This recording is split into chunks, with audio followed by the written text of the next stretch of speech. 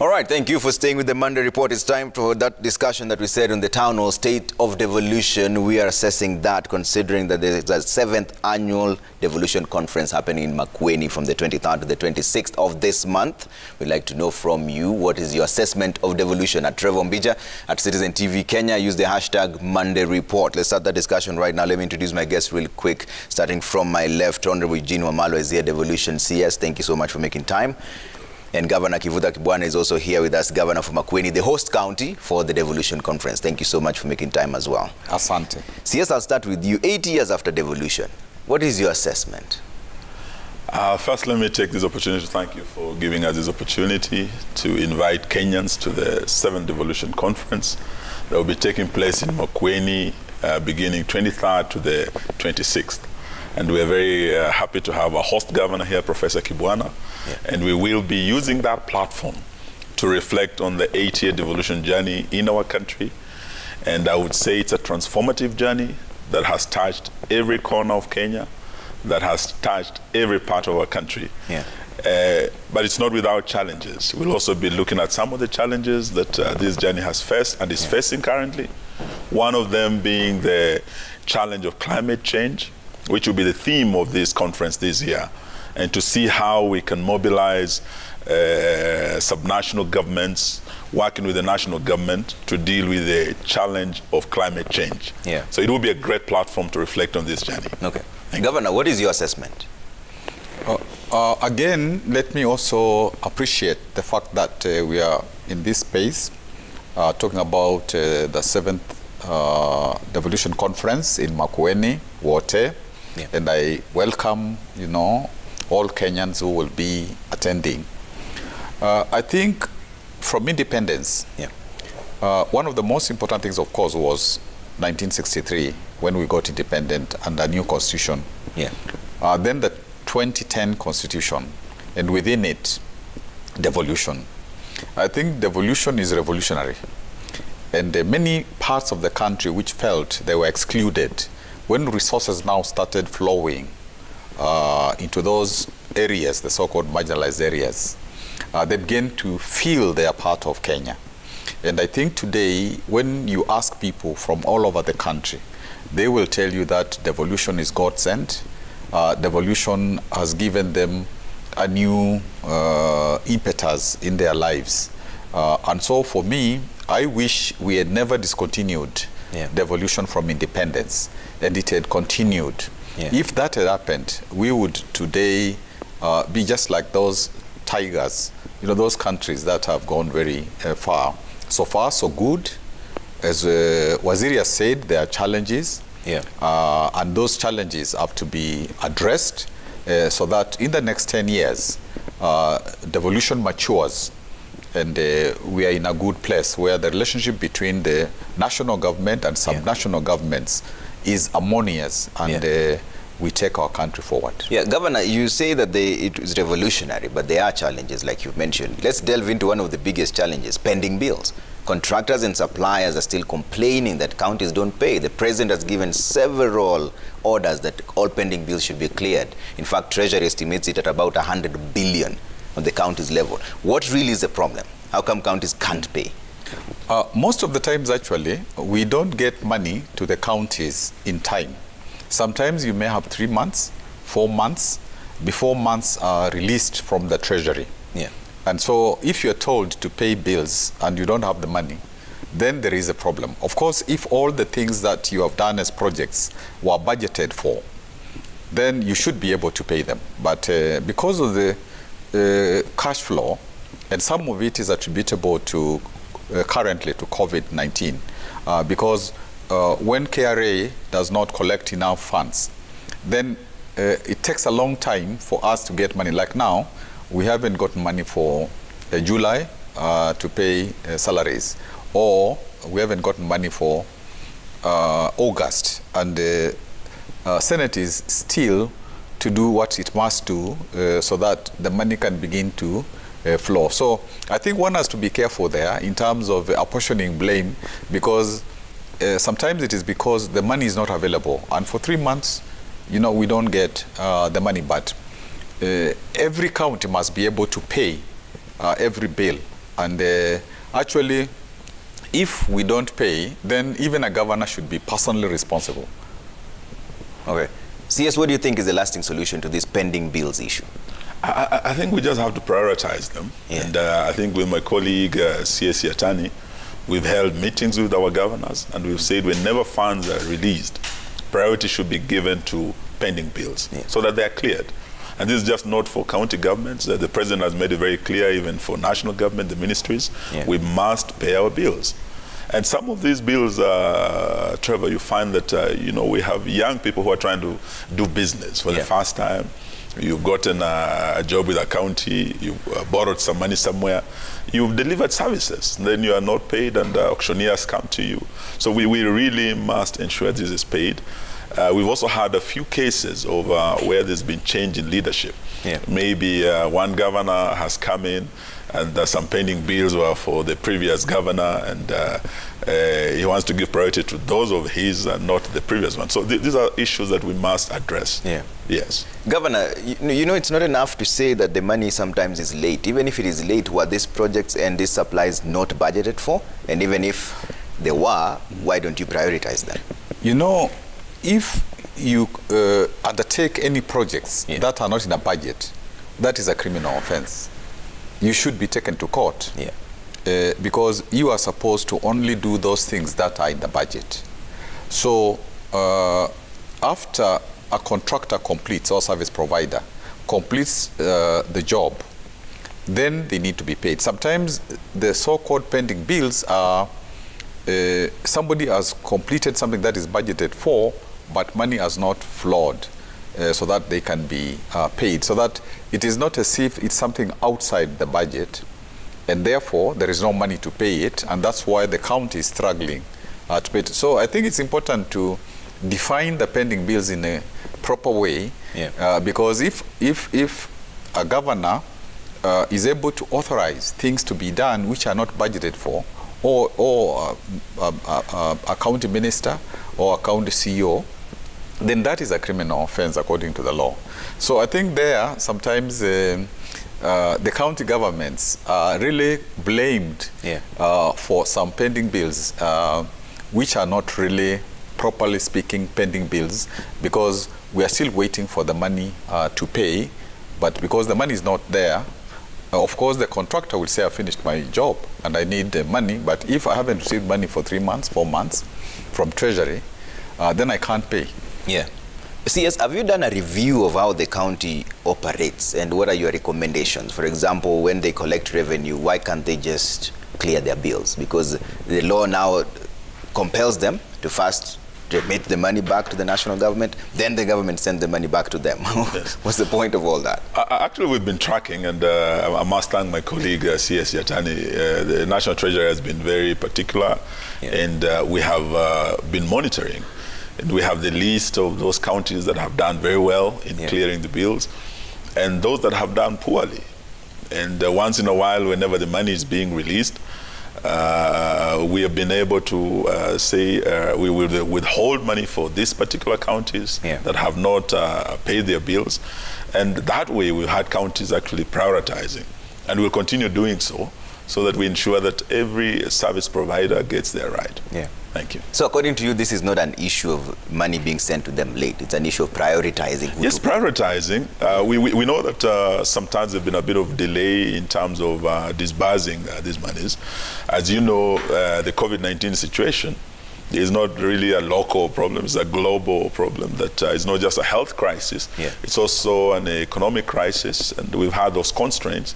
But we've tried to work very hard to ensure that we get these monies to the counties.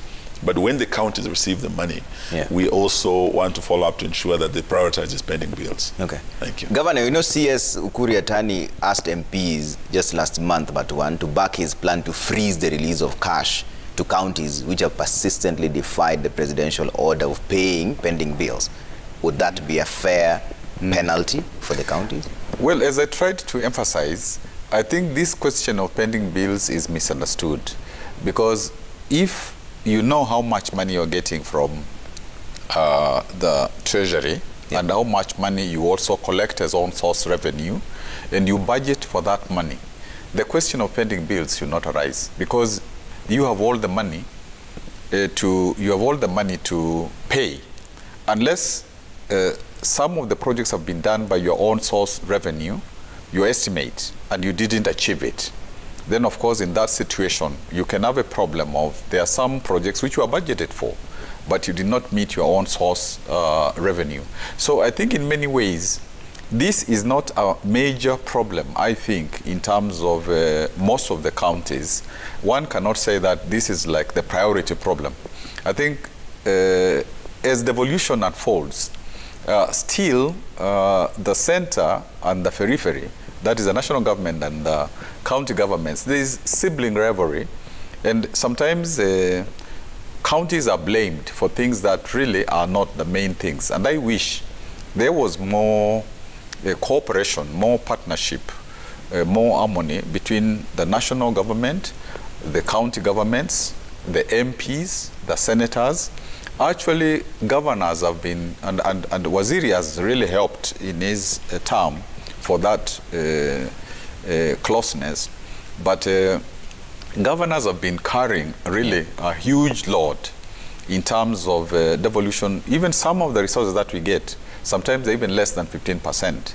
And when we get them, we have to pay the salaries and other recurrent expenditure. And actually, for a lot of many counties struggle to have a surplus for the development projects. So even the idea of increasing the equitable share from 15% to a higher percent, and it can even be done without any amendment of the law, because the Constitution only provides a minimum. And one thought even in this budget cycle, that could have been administratively, resolution of cabinet could have been done so that there is more resources going to the counties. They can now employ people properly. They can do all their functions. And devolution can begin to help, can continue to help our country even do better. So what is the solution here, Governor, according to you? Is it prudent use of the money that is sent to you, or you want us to add more money from the national government? I think because the Auditor General and therefore Senate, even the County Assembly, they look at, and the other oversight institutions, they look at how we spend our money. And incrementally, this has been improving, because when we began without systems, without proper systems. It was a new thing and all that. But we have over time really improved so that even in terms of the reports from the Auditor General, we are getting better and better reports. Even at some point, some counties, including Makueni, were getting reports from the auditor, which are not qualified. So I believe myself that the more we look at devolution as a positive thing, so that we don't look at it as if these counties are getting more fame or whatever from the people because they are with the people there, in terms of the agriculture they do, the health they do, some of these services, in the second phase of devolution. And we have done very well in terms of devolution because I'm a student of constitutional law, Waziri too. And we know of systems like in America, in Germany, the ones which started, they took a long time to get to where we are. So in a way, one can say we are we have done well, but we could do better. And that is why I'm thinking that and of course, if you do wrong as a governor, or you do wrong as a minister, or in the county, or CEO, the law should follow you. There is no doubt about that. But I think we are beginning to do very well in terms of taking care of the money. And even in some of the systems, for example, like Makueni, we have open contracting, which is yet to be entrenched at the national level, where all procurement information is open and it is available to anybody. So if you make a mistake as an officer, you can't hide it. Yeah. And, you know, EACC will come and say, you made this mistake because the evidence is there. So I believe that the more we realize the usefulness of devolution, yeah. So that we support it from the national level, from the MPs, from the senators, from the counties, and the governors, and all the people who work there are also, we are also accountable, because everybody must be accountable. There's no shortcut. Yeah. CS, would it need to be more prudent if on-source revenue was left at the county level and the national government only gives them the balance of what they were supposed to receive, rather than them having to send the money first to the national government, then it sends it back?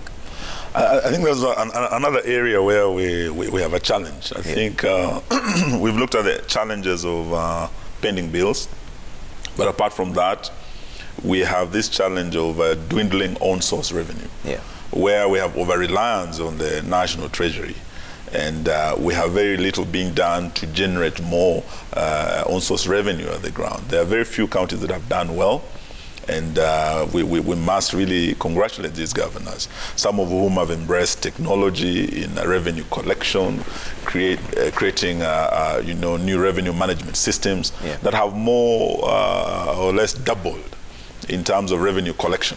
So, but there are others that are doing poorly. There are some of the old, what would you call them, the former councils that were richer than the current county government in terms of what they were controlling. I can tell you one county like Murang'a, I'm told there was a time Murang'a would even offer to lend money to the national government.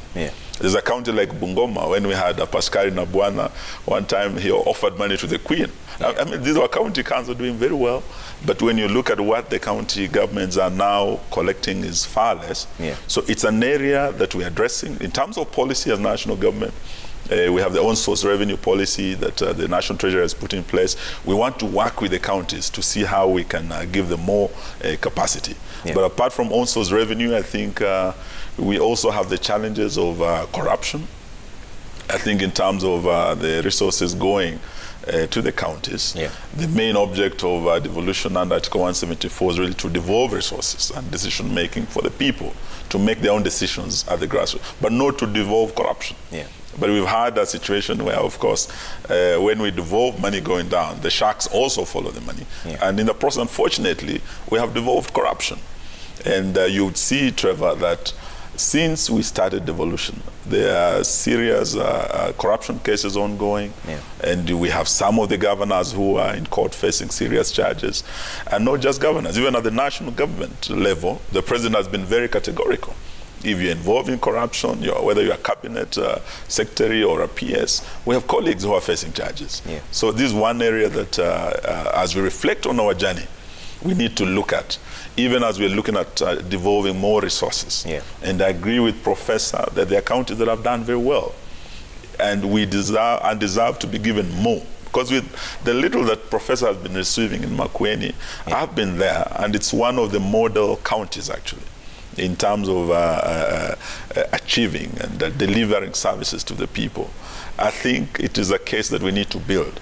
I know that our courts will be making a decision later this week on the BBI issue.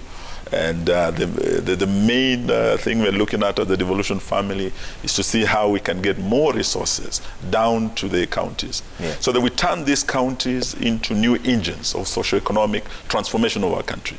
I've heard politicians talking about a bottom-up approach, and devolution is the real deal. We know there are new theories that are going to come up, but going to Makueni, you see how you can actually turn a county like Makueni into an engine of socio-economic transformation. You see it firsthand, and it's working. What we need to do is just empower them more and increase accountability. Prof, how do we increase accountability in the county from your own assessment? I think, first of all, Trevor, I would like to say, at independence, when one looks at the 1963 Constitution, the regions, the devolved units then, or the majimbos or the jimbos, were able to get more money than what we currently get ourselves, because their sources of revenue, one of the sources including that they would even get money from the taxes from, petroleum. they would be able to get some of the money, some of the taxes from that. So initially, they had even more sources of taxation than we have. When you look at the constitutional provisions in terms of what, as counties, we can tax, most of it is what local authorities were levying. Things like CS, things like business licenses. So it's very restricted. And it is something that the philosophy behind it was let the national level, do the real taxation. And then there will be money taken to the counties in terms of equitable share. So that is one aspect, that our own source of revenue is restricted because of the streams of revenue that we can collect. That is one critical aspect. And of course, because some of the counties inherited a lot of stuff, even when they collect on source and with the equitable source, they tend to pay a lot to for the salaries. Like even these big ones like Mombasa, like Nairobi, like Nakuru, like Kisumu, they have that challenge. Of course, because they have more businesses, they are able to make to get more money from the businesses. But some of the counties where they were not very developed, so that there isn't many businesses that you can really, there are no industries that you can really levy taxes from. You are restricted, and that is why the bigger the cities, the municipalities, previous ones, those ones will make more in terms of on-source revenue. But still, I do accept that we need to professionalize how we collect whatever little there is, so that there is technology and there is integrity to collect more. But in terms of changes, that is, I think, one area where one has to ensure that counties have more sources of revenue. Now, in terms of the question of when we say we have devolved corruption from, if you devolve corruption, it means that it's coming from the national level to the county levels. So the national level, there is a problem. The counties, there is a problem. And I will not say that there isn't a problem of lack of integrity in some of the counties, and it varies in terms of the severity. But of course, when you look at the levels at the national level, there are bigger levels because there's less money at the counties, so that those levels are not as high. And yet, corruption everywhere is one thing that makes our country not do well. In actual fact, if we could do something about negative ethnicity, if we could do something about graft in a serious way, if we could tame the cartels that are almost everywhere, then we would have even more resources to inject into devolution. And of course, the governors have been taken to court, but I think it's like one minister who has been asked to, I don't know whether it's one minister or whatever, so that even activity at the national level is not as rigorous as the activities at the county levels. And that's why sometimes people speak of, is there weaponization of anti-corruption activities? But even if someone doesn't go that route, I think it's important to say that we should deal with corruption ruthlessly, but within the law, so that we can free resources, and that is both national and county levels. That we agree. That is absolutely necessary, whether it is in KEMSA, whether it is wherever. We should be able to do that. And all these cartels which are in agriculture, like the producer, actually doesn't get what they should, because there's this middle person. Whether it is in maize, whether it is in coffee, whether it is in tea, whether it is in mangoes, whether it is in what, until we start correcting that. So I think in terms of the question of integrity, and how do you make sure that at the county level or at the national level, I think it's just rule of law. so that when rule of law and when people identified as having done a wrong thing, like the police who were identified because they killed some youth, in other countries, the same day they would be arrested and they would be in court thereafter. Yeah. So that if the law was used fairly, it was used for everybody, then people realize that I have come into a public position. If I don't do what is right, then it won't work. This is not a place just to come and get money, public money. All right. CS, you wanted to jump in before I take it? Yes, no, I was just reminding my good professor that it's not just one minister. I think even in the first term, I think the president went to parliament, named several ministers who had to leave, and he was dead serious about the issues of corruption. Yeah. And the only issue we've wanted is really to ask our politicians not to politicize this process and not to ethnicize this process. If someone has been held to account and been taken to court, let it not be, you know, why are they targeting my people, my community, my, you know, people, my party or my, you know. I think let us allow the system to do its work, but more so, let us support the president in the war against corruption. Unless he has that political will and support, we will not succeed. Okay. And let's also institutionalize the war against corruption by supporting the institutions empowered to do this work. I think the DCI, the Director of Public Prosecution, EACC, they're doing a good job. They need support for them to succeed. Okay. I think that's how we're going to succeed, because we want more resources to go to the counties. But if these resources will end up in the pockets of a few corrupt individuals, the objects of devolution will not be achieved. Yeah. Yes. But I think, Waziri, one of the most important supports for those institutions is for us to guarantee their independence. Yes. So that they can proceed against anybody without fear of they will also lose their jobs or stuff like that. That element of independence is very, very important. And it's true, I had forgotten that in the first term, there were some people who were mentioned and maybe asked to leave. But I think in some of the countries, for example, Botswana, the first prime minister, you know, was able to jail his relatives, so that they went to jail. And, you know, family was saying, how can you jail your relatives? And he said, they have stolen public money. So sometimes it's not enough to be told, just leave the job. If there were few ministers, there were few, you know, senior people going to prison because of corruption, then the rest will begin to say that it's not worth it to get involved in corruption, or even it's not worth it to work in the public system.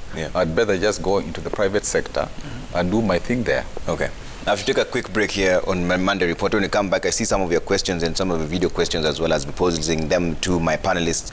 In a bit, we're taking stock of the state of devolution ahead of the Devolution Conference happening in Makueni from the 23rd to the 26th of this month. See you in a bit.